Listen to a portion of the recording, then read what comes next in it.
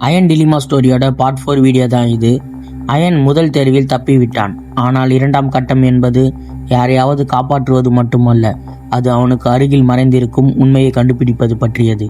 இரண்டாம் கட்டம் தொடங்கப் போகிறது என்று அந்த ரோபோ குரல் சொன்னதிலிருந்து அயன் மற்றும் அங்கு இருந்தவர்களுக்கு ஒரு விதமான குழப்பம் மற்றும் பயம் ஏற்பட்டது. இதனால் இன்ஸ்பெக்டர் சொல்கிறார், அயன், இதற்கு பின்னால் யார் இருக்கிறார்கள் என்பது நாம் புரிந்து கொள்ளும் வரை நீயும் உன் தாயும் எங்களுடனே இருங்கள், அதுதான் உங்களுக்கு பாதுகாப்பாக இருக்கும் என்றார். இன்ஸ்பெக்டர் கூறியதை கேட்டு அயன் சரி என்று தலையசைத்தான். திடீரென்று அயன் தொலைபேசியில் ஒரு மெசேஜ் தோன்றுகிறது. அதில் பென்டிரைவை சரிபார்க்கவும், யாரையும் நம்பாதே என்று. இந்த செய்தியை அயன் அனைவரிடமும் கூறாமல் மறைக்கிறான். அனைவரும் காவல் நிலையம் புறப்பட்டு சென்றனர். அங்கே அதிகாரிகள் இந்த பென்டிரைவில் இருந்த வீடியோ மற்றும் அடுத்த கட்டம் தொடங்கப் போகிறது என்ற போன் கால், மேலும் இதற்கு பின்னால் யார் இருக்கிறார்கள் என்று கண்டுபிடிப்பதை பற்றி அவர்களுக்குள் ஒரு வியூகம் வகுத்து கொண்டிருந்தனர். அப்போது காவல் நிலையம் ஒரு விதமான பதட்டத்துடன் காணப்பட்டது. அதிகாரிகளும் மும்முரமாக செயல்பட்டு கொண்டிருந்தனர். இதை கவனித்த அயன் அந்த பென்டிரைவை எடுத்து கம்ப்யூட்டர்ல இன்சர்ட் பண்றான்.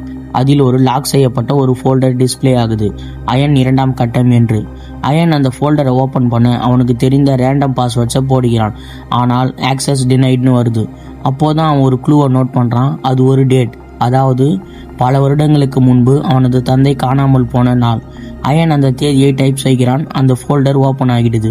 அதில் ஒரு டாக்குமெண்ட் இருக்கு, ஃபாதர் கேண்டிடேட் 0 என்று. அயன் மிகவும் அதிர்ச்சி அடைகிறான். ஏன்னா அவனுடைய தந்தை தான் முதல் சோதனைக்கு உட்படுத்தப்பட்டவர். அயன் ஆத்திரத்துடன் சைக்காலஜிஸ்டிடம் செல்கிறான். என் தந்தையை உங்களுக்கு தெரியுமா என்றான்.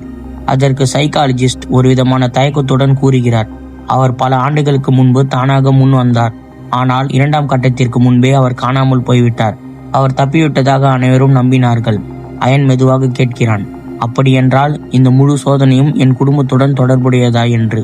சைக்காலஜிஸ்ட் பதிலளிப்பதற்குள் காவல் நிலையத்தின் மின்சாரம் துண்டிக்கப்படுகிறது. காவல் நிலையம் முழுவதும் இருள் மற்றும் ஒரு விதமான அமைதி.